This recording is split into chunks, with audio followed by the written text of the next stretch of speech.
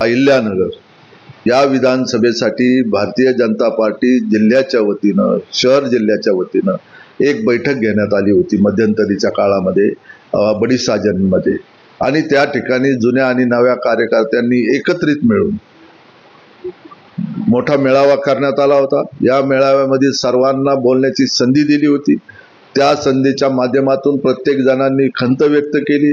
या नगर जिल्ह्यामध्ये आपल्या सर्व खासदार झाला, मंत्री झाला, परंतु या ठिकाणी नगर शहरामध्ये मागील काळामध्ये युती असल्या कारणामुळे 30 वर्षामध्ये आपल्याला कधीही ही संधी विधानसभेची प्राप्त झालेली नाही। त्याच्यामुळं यावेळेस कायमच आम्हाला आमच्यावर कार्यकर्त्यांवर अशा प्रकारचा अन्याय होतो। 35 वर्ष ज्यावेळेस एखादा कार्यकर्त्याला संधी मिळत नाही, कोणत्याही एका कार्यकर्त्याला संधी मिळत नाही आणि अशा पद्धतीनं जर चालत राहिलं तर भारतीय जनता पार्टी ही कधीही नगर शहरामध्ये चांगल्या पद्धतीने उभी राहू शकणार नाही।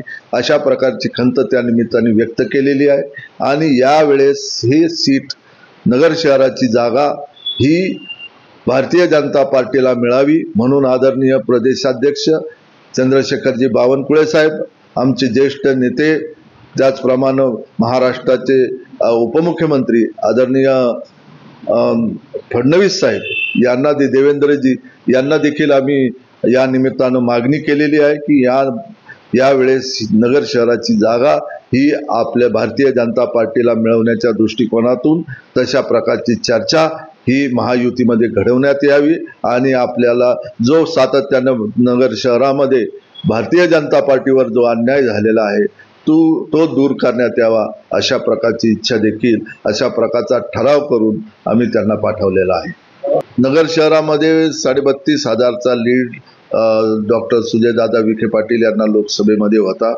मागील काळामध्ये सुद्धा त्यांना 55,000चा लीड होता। म्हणजे सातत्यानं या नगर शहरामध्ये युतीची ताकद आहे, भारतीय जनता पार्टीची ताकद आहे, हे असताना महायुतीची ताकद आहे आणि हे असं असताना सुद्धा भारतीय जनता पार्टीला ही जागा मिळत नाही हे खऱ्या अर्थानं शल्य प्रत्येक भारतीय जनता पार्टीच्या कार्यकर्त्याला आहे।